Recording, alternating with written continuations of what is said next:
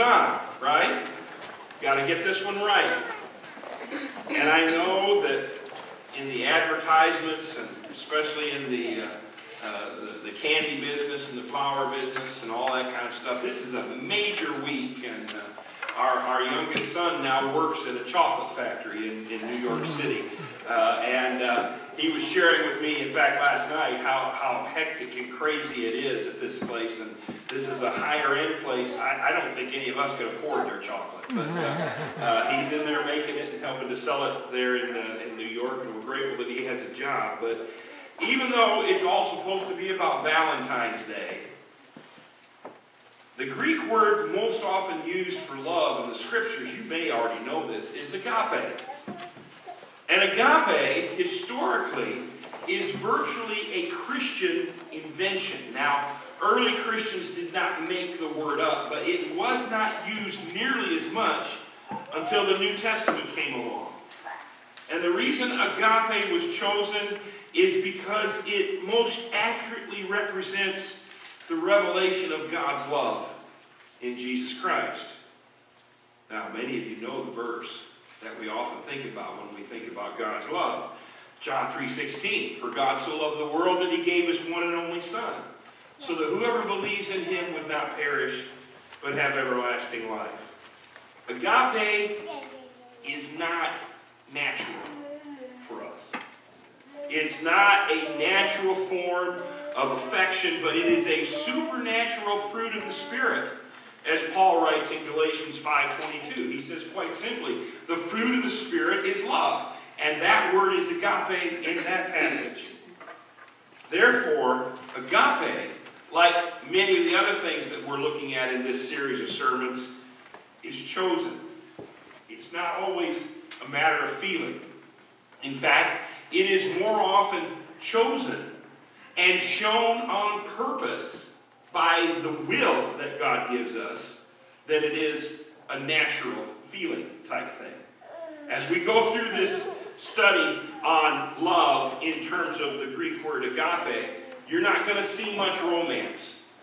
You're not going to see the butterflies and the hearts and the valentines and all that. Nothing wrong with any of that stuff. But that's not what we're focusing on when we focus on love.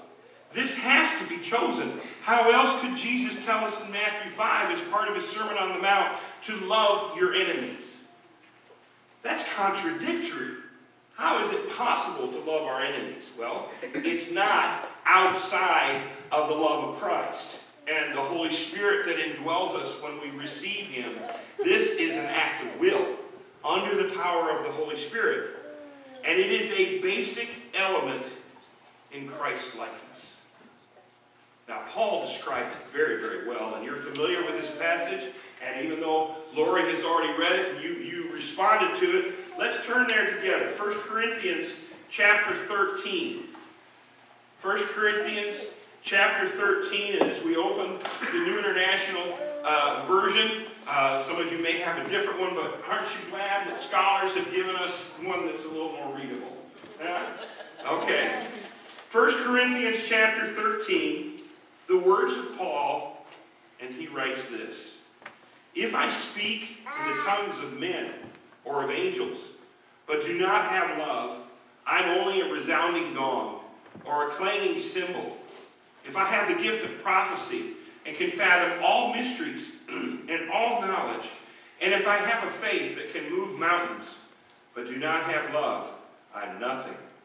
If I give all I possess to the poor and give over my body to hardship, that I may boast, but do not have love, I gain nothing. Love is patient. Love is kind. It does not envy. It does not boast. It is not proud. It does not dishonor others. It is not self-seeking. It's not easily angered. It keeps no record of wrongs. Love does not delight in evil, but rejoices with the truth. It always protects, always trusts, always hopes, always perseveres. Love never fails. But where there are prophecies, they will cease. Where there are tongues, they will be stilled. Where there is knowledge, it will pass away. For we know in part, and we prophesy in part. But when completeness comes, what is in part disappears. When I was a child, I talked like a child. I thought like a child. I reasoned like a child. When I became a man, I put the ways of childhood behind me. For now we see only a reflection as in a mirror. Then we shall see face to face. Now I know in part. Then I shall know fully, even as I am fully known. And now these three remain: faith, hope, and love. But the greatest of these is love. Now, if you're a note taker, you want to watch for the 3 P's, which form the major points of this message. And Paul begins there, and I know usually when we read this, we skip right to the part where it talks about what love is. But there's a whole contextual paragraph before that that is extremely important, especially for our purposes today, but also in our understanding of what love is. And in verses 1 through 3, Paul describes the primacy of love. Love is primary. It's first. It's major in its importance. It must be at the top of the list. And Paul declares this in verse 1 when he says, "If I speak in the tongues of men or of angels but do not have love, I am only a resounding gong or a clanging cymbal." Now, this has to do with being eloquent, with speaking well, with being able to use languages well, with making an impressive presentation. If we can do all of that, that's a good thing, because the ability to communicate clearly in a way people will pay attention to is a gift. However, without love, it's just noise. And it's not pleasant, pleasing noise either. Paul describes it as a clanging gong or a crashing cymbal. And if you've ever had a cymbal crashing out of place at the wrong time, you know how irritating that can be and how unpleasant it is. And it sets our teeth on edge. And that's the idea behind this. Even if we're eloquent and we speak well and we appear to have it all together, if we don't have love, we're just noise. And our culture is noisy enough without us adding to the whole mix. He goes on and says, even if I have the gift of prophecy and I can understand mysteries and all the knowledge, and I have a faith that can move mountains. Well, that describes our spiritual walk, the practice of our religion. And certainly there is room in the practice of our religion for skillful teaching and theological insight and biblical knowledge and strong, enduring faith that lasts through years and generations. And all of that is wonderful and necessary for the practice of our faith. But without love, what do we get? Nothing. Without love, I am nothing. And then he goes on a little farther, and he says, even if I'm generous by giving all I possess to the poor, and if I sacrifice and I give my body over to hardship, and I'm benevolent and generous, and I make worthy sacrifices for the sake of the gospel, but if I don't have love, I gain nothing. He's pretty much covered all we do in life, hasn't he? All the things we value, the people that can speak well, the people who have deep theological understanding, the people who have a faith that we look up to, the people that are generous and do nice and kind things, that's all good. But without love, it amounts to nothing, because love is primary. If we do any of these things without love, we're just adding to the noise of a world that's already noisy. And here's the shame of it. If we do that, add to the noise of a world that's already noisy, the gospel gets lost in the midst of all of it. You see, in a noisy world, you have to figure out a way to pierce through the noise. Have you ever noticed, you watch a good rock and roll song or listen to it, when a guitar player does a solo, they don't play it low. They go up high. You know why? They want to drown everybody else out. I'm a guitar player. I understand that. And those high notes pierce through the drums and the bass and the keyboards and the voices and everything else. And that's why you go high. Same principle applies to our presentations of the gospel. We have to figure out a way to get through all the noise of a culture. And all the noise is not bad noise. But we have to figure out a way to get the gospel in there in such a way that people will hear it and respond to it. And without love, just making noise. So in the midst of all we do, let us choose to keep love where it belongs, in its primary position. Secondly, Paul actually throws two P's at us, and I couldn't settle on one or the other, so I went with both of them. The profile and the process of love. And this is where the list is. This is the part that we're familiar with. And I'm not going to read the whole list. We've already read it twice in this service, and you've got it there in front of you if your scriptures are open. But we begin to go down through this list, and first of all, Paul says, love is patient. Now, I don't know about you, but I am not a patient man. I've been known to go to a fast food restaurant and look at the drive-thru line and determine that's just too long, and go inside and determine that's too long, walk out the door and forget lunch altogether. Some of you are that same way. There's just no time to be wasted. And impatience is something I deal with. That's part of what this talks about. But see, this is a patient kind of thing with people. Because we're talking about love. We're talking about agape. We're talking about our relationship with God and our relationship with people. The vertical and the horizontal. And in terms of patience, love puts up with people. Aren't you glad people put up with you? I'm glad they put up with me, because I know there are days when it's difficult. I realize, for all of us, we'd like to think they're rare. But love is patient. It puts up with people. And I know it's a lot sometimes, but if we stop putting up with each other, we're in trouble. Everything breaks down, doesn't it? Even the simplest relationships become impossible if we don't put up with each other, if we're not patient with each other. Love is patient. Love is also kind. You don't have to be a theologian to figure that one out. It's nice. It's simply being nice. Common courtesy goes a long, long way. Just treating people nice. Even strangers that we come across in the store or on the street. And we're just being nice. And that's so basic it should be simple, but I know at times it's not. Also, love does not envy. There's that green-eyed monster which causes all kinds of problems for us, isn't it? Somebody else gets something you wanted. Whether it's a thing or a position or the favor of another person or whatever, they get something you wanted and it causes issues. It elicits an emotional response on your part, and the emotion is not possible. Love lays aside jealousy. It does not envy. It also does not boast. It does not feel the need to elevate self above others. That's what boasting does, isn't it? I want people to know what I've done. And so I want to elevate myself in some way. It doesn't have to be verbal, but there's a way that we can elevate ourselves ahead of others. And that's a very human response, but it's not love. Love, put simply, does not brag.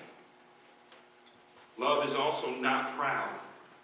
It's not arrogant. It recognizes that we are all sinners saved by grace. It recognizes that all are created in God's image.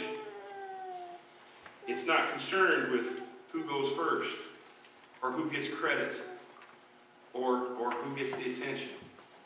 Love is not proud. It does not dishonor others, any others. It shows respect. I realize we are a culture divided. Pick any issue, and it immediately becomes emotional and difficult and blown out of proportion, and we struggle with that as a culture. However, love shows respect. Even to those that we deeply disagree with. Even to those that, quite frankly, we may not like. We must love. We must show them respect. And respect is manifested in our attitudes and our actions and our words, because love does not dishonor others. Love is not self-seeking. It's not selfish. Because selfishness kills love. Have you noticed that? Over 35 years as a pastor, I've done a fair amount of couple counseling, either before the marriage or after the marriage when some difficulties arose.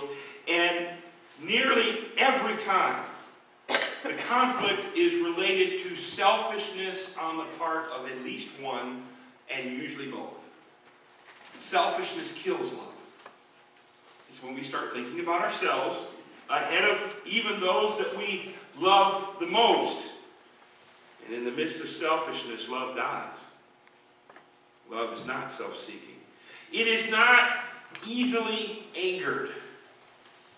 Because of my own personal issues, and everybody's got them, anger is something I've done a great deal of research on, trying to learn to control myself in a way that is more positive. And the root of anger is often a sense of personal offense.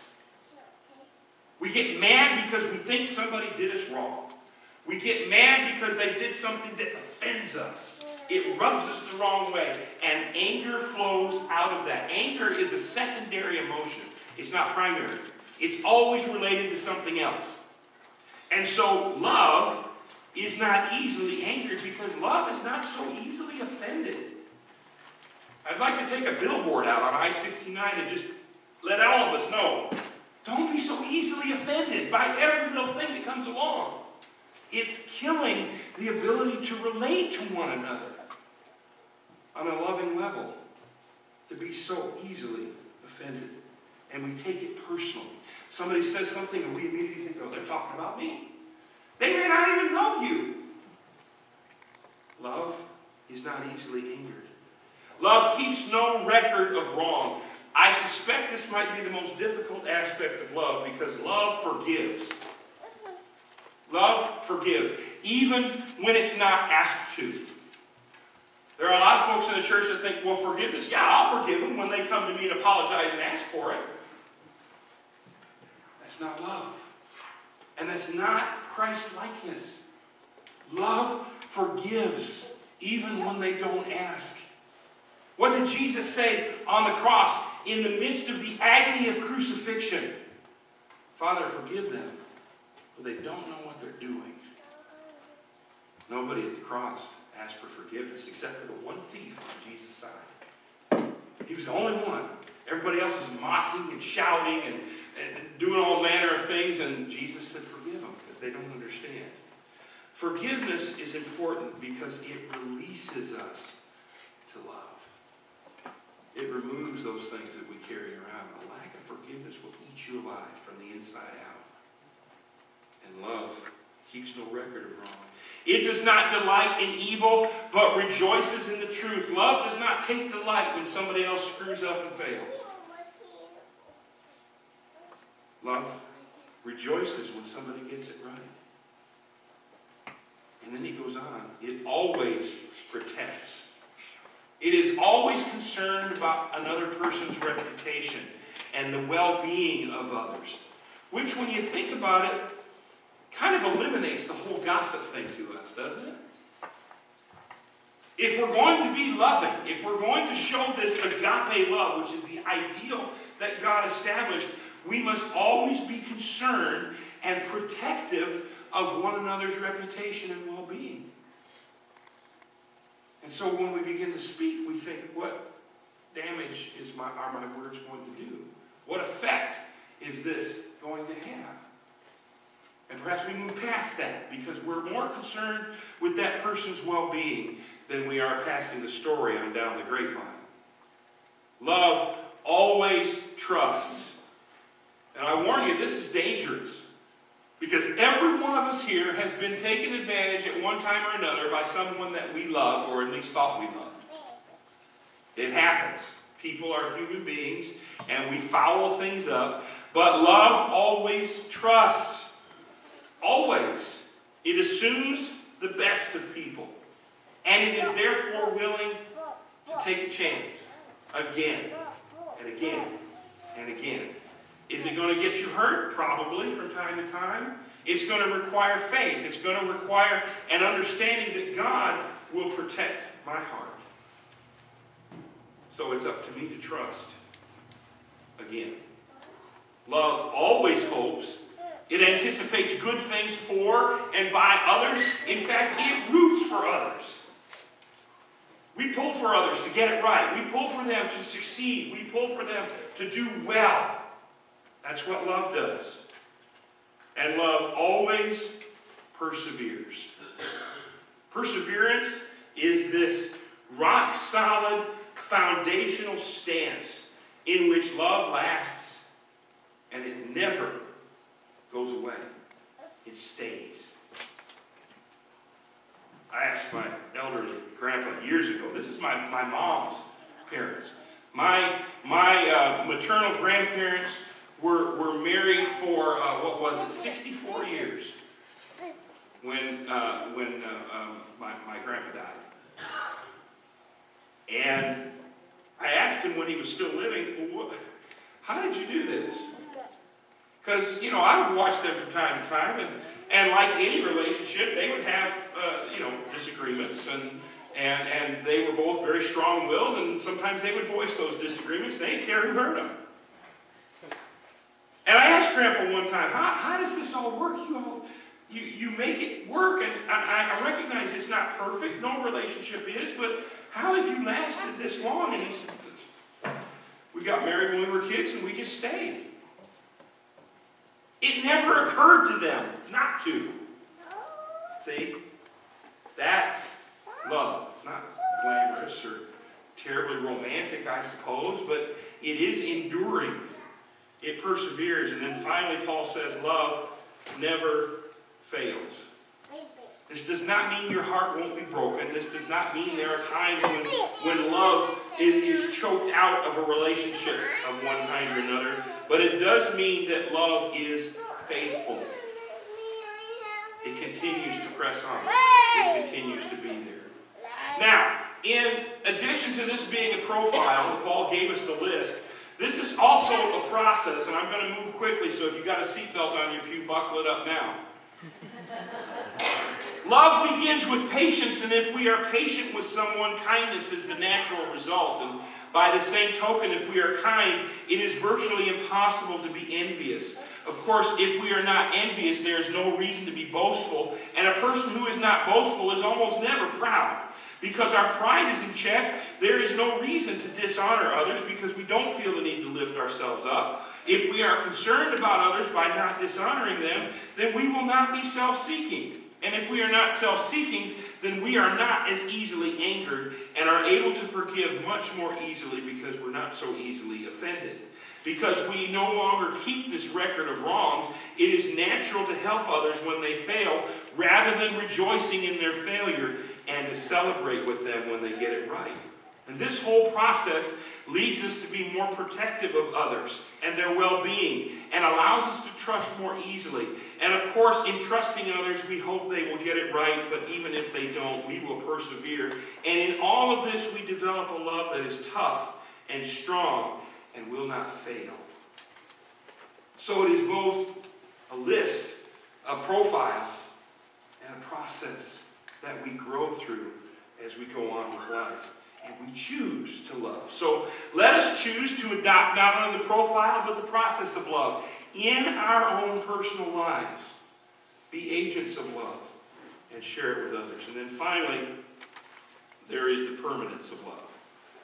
Now we tend to leave this out of a reading of this passage, and I'm not sure why, but in verses 9 through 13, Paul begins to talk about the permanence of love. And in doing so, he says in verses 9 and 10, now we know in part, and we prophesy in part, but when completeness comes, what is in part disappears.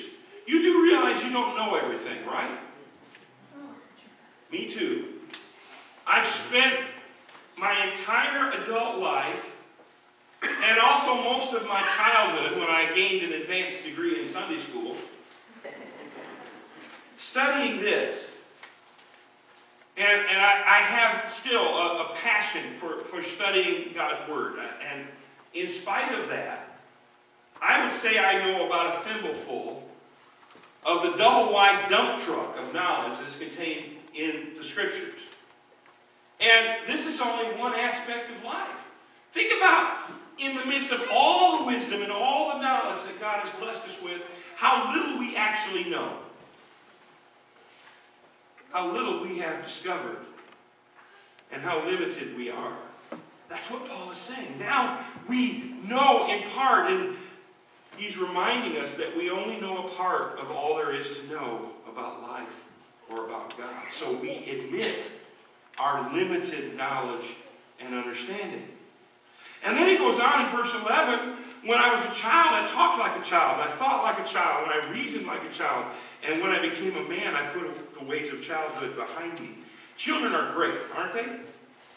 We love them at all of their ages, and to behave like a child when you are a child is appropriate.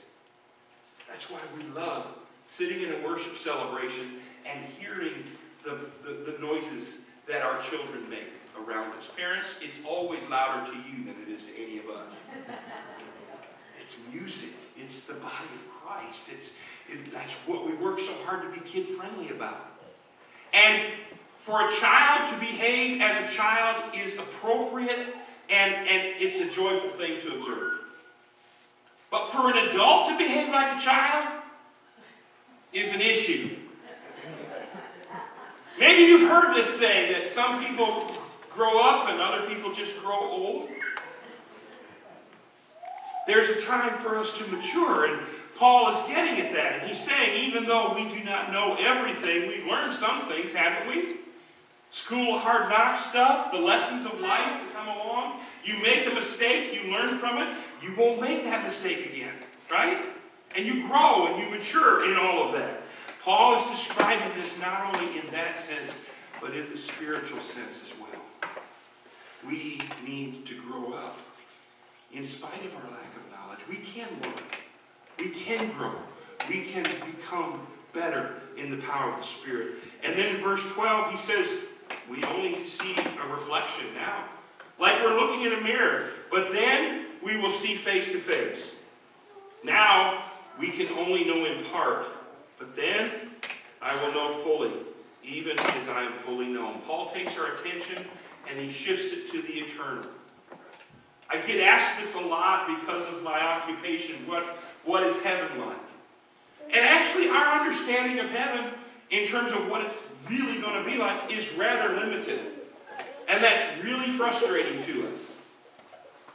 Because none of us have ever gone there and come back and told everybody else what it was like. That's why death still scares us.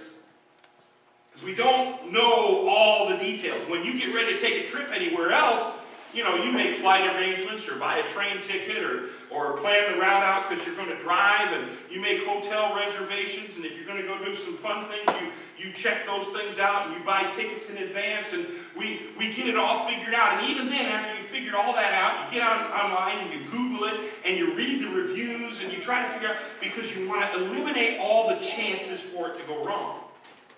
And you want to know where you're going as well as you can before you go, right? Can't do that with heaven. We don't really have a definitive understanding of it. And Paul reminds us of that. We can't see it now, but we will. We can't know it all now, but we will.